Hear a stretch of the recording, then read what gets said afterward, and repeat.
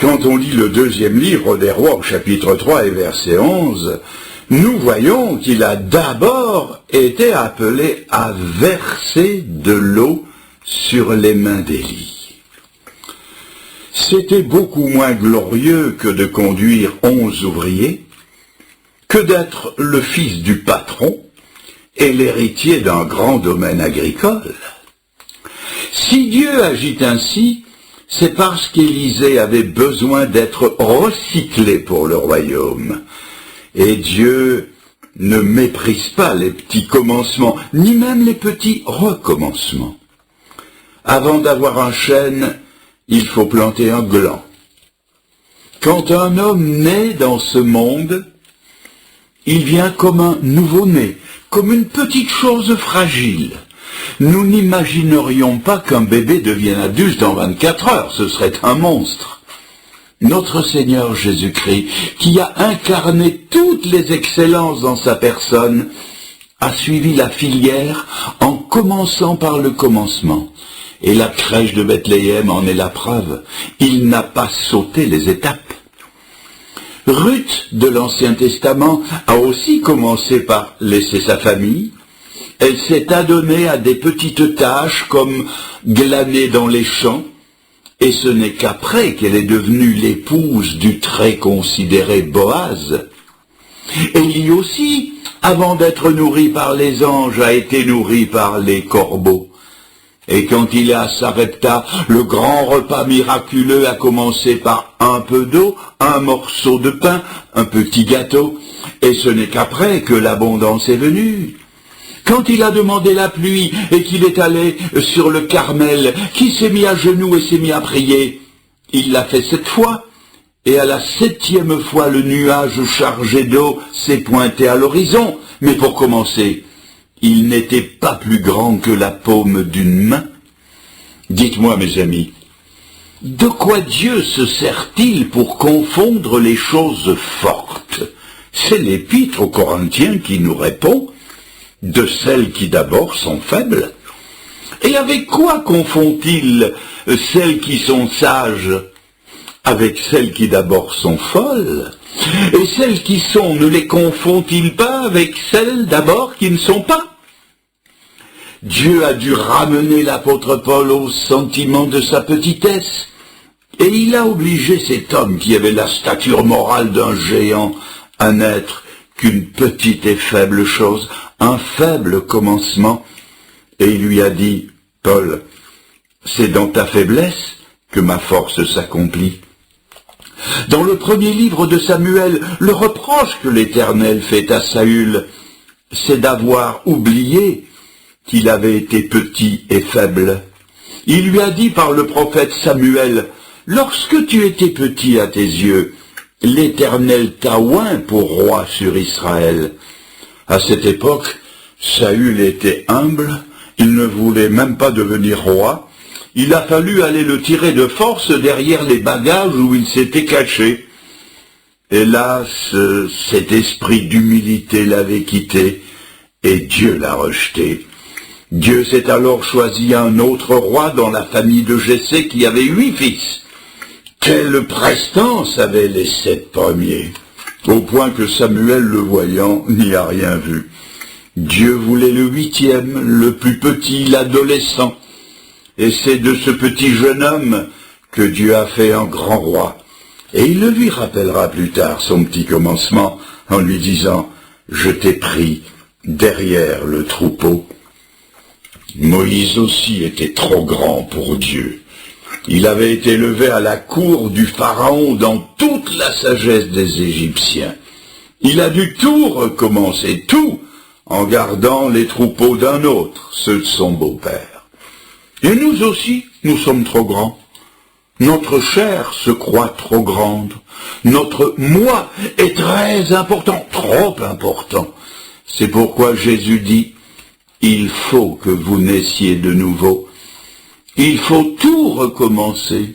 Nous devons devenir des petits-enfants. Il a dit, si vous ne devenez comme des petits-enfants, et cela veut dire un petit commencement, vous n'entrerez point dans le royaume, ni dans le service de Dieu.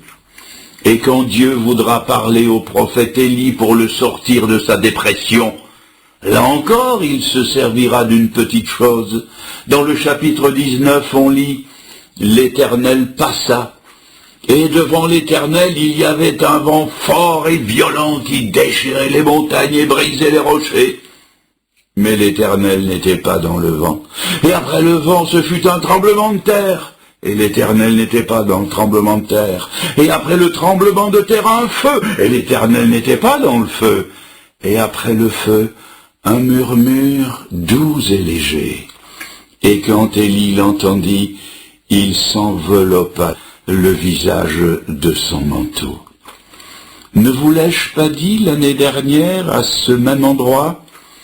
Dieu veut que l'humilité habite dans tous les grands caractères. Souvenez-vous que notre Seigneur, lors du dernier souper, s'est entendu demander par ses disciples lequel d'entre eux serait le plus grand. À cette occasion, il leur a dit que le plus grand, ce serait celui qui serait le plus petit. Et comme Élisée a versé de l'eau sur les mains d'Élie, le Seigneur, lui, a versé l'eau et lavé les pieds de ses disciples, répondant ainsi à leurs questions par une démonstration pratique. Dans le livre des Proverbes, il est écrit que l'humilité précède la gloire. C'est le chemin qu'Élisée devra suivre et que devra suivre aussi quiconque voudra servir le Seigneur. L'une des plus belles phrases de la Bible se trouve dans le prophète Michée au chapitre 6 et au verset 8. « On t'a fait connaître, ô homme, ce que l'Éternel demande de toi, c'est que tu pratiques la justice, que tu aimes la miséricorde et que tu marches humblement avec ton Dieu. » 3 choses. Que tu pratiques la justice, 1.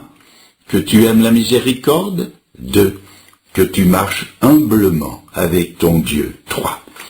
Ah, comme ils sont devenus grands, tous ceux-là qui se sentaient si petits, et qui, à leur façon, ont versé de l'eau sur les mains du prophète. Jésus n'a pas fait exception. Il est venu tout petit, nous l'avons dit, dans une petite famille pauvre, dans un pays occupé. Il a été soumis à ses parents, et la Bible dit que, bien qu'il fût fils, il a appris l'obéissance par les choses qu'il a souffertes. Et bien qu'il fût le maître, il n'est pas venu pour être servi, mais pour servir. Voilà donc la première leçon de l'eau versée sur les mains du prophète Élie. Outre le fait qu'Élie devait apprendre le chemin de la grandeur qui passe par l'humilité, il devait aussi faire son apprentissage de prophète. L'apôtre Paul recommande Timothée au service de Dieu, et il le fait dans les termes que nous avons déjà vus, mais que je vais relire dans l'Épître aux Philippiens chapitre 2 verset 22. Voici ce qu'il dit. « Vous savez qu'il a été mis à l'épreuve en se consacrant au service de l'Évangile avec moi, comme un enfant avec son père. » Ce certificat d'aptitude que venait de recevoir Timothée allait lui ouvrir toutes les portes. Il avait été à bonne école, il avait un curriculum vitae qui valait son pesant d'or, et de même quand Élisée entrera dans son ministère, son bagage pratique sera d'une efficacité percutante que la suite des événements nous apprend. Pas de tâtonnement, pas d'hésitation, il parle et agit d'emblée comme un prophète accompli et comme un serviteur parfaitement équipé pour toute bonne œuvre. Et cela parce qu'il avait commencé et appris à verser de l'eau sur les mains d'Élie. Vous remarquerez aussi que c'était sur ses mains qu'il versait de l'eau. Je ne sais pas si de temps en temps il en versait sur sa tête ou sur ses pieds, c'est possible. Mais c'est en rapport avec ses mains que le Saint-Esprit, qui est l'auteur de la parole de Dieu, nous rapporte la chose sur les mains du prophète Élie. Alors, pourquoi ses mains? Les mains du prophète devenait l'objet de son observation et de son attention particulière. Ayant bien observé les mains du prophète, il savait maintenant ce qu'il devait faire avec les siennes. Chacun sait que, après la langue, les mains sont le plus grand moyen d'expression que nous possédions, à tel point que l'on dit des amis italiens, tanto è vero che, si on leur coupait les mains, ils ne pourraient plus parler. Il paraîtrait même, je ne l'ai pas vérifié, que la moitié des ramifications nerveuses du cerveau sont en rapport avec les mains. On peut faire et dire beaucoup de choses avec les mains. La main peut indiquer une direction. Elle peut indiquer un apaisement, ou donner un ordre, ou marquer une halte, ou préciser des chiffres, ou une invitation, ou une prière, ou une menace, ou une promesse, ou un niveau, ou une reddition, ou un avertissement, une négation, un dédain. 100 choses peuvent être dites avec les mains. C'est pourquoi le psaume 132, verset 2 dit « Comme les yeux de la servante sont sur les mains de sa maîtresse, ainsi, ô Éternel, nos yeux sont sur toi. » Cela faisait partie de l'apprentissage à discerner quelle était la volonté de son maître, et au-delà de la volonté de son maître, quelle était la volonté de Dieu. La question que nous allons maintenant poser est: combien de temps Élisée a-t-il été à l'école de l'humilité? Je n'ai pas de chiffres à vous proposer, mais par déduction de certains textes de la Bible, il semblerait qu'il y ait été assez longtemps. Car entre le moment où le prophète est venu lui mettre son manteau sur les épaules, et le moment où, après la traversée du Jourdain, il a ramassé le manteau du prophète, et qu'Élie est monté au ciel sur les chars et des chevaux de feu, entre ces deux moments, retenez-le, Élisée avait perdu tous ses cheveux. Vous me dites, où avez-vous trouvé ça?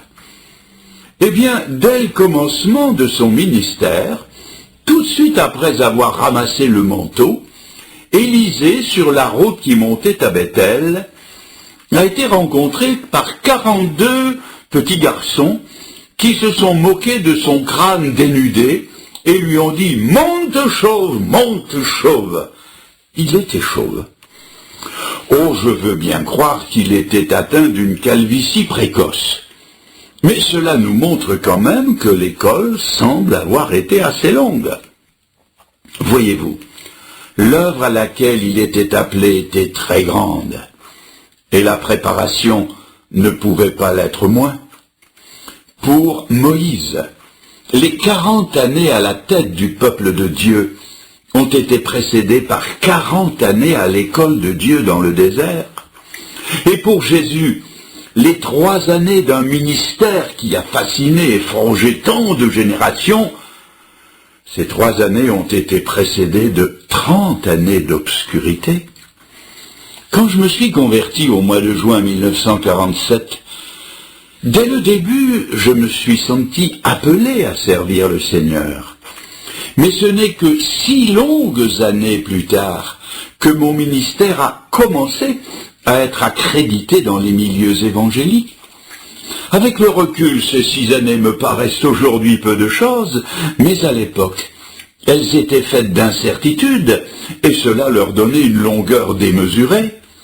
C'est peut-être le sentiment de quelqu'un aujourd'hui, quelqu'un sur qui s'est posé le manteau du prophète, l'appel de Dieu, et qui depuis lors verse l'eau de la patience, de l'attente et de l'humilité, et qui le fait depuis si longtemps qu'il se demande si Dieu n'a pas oublié l'accomplissement de ses promesses. Élisée et d'autres avec lui se sont souvent posé la même question, mais il faut nous souvenir que les appels et les dons de Dieu sont sans repentance, et que dans l'épître aux Philippiens,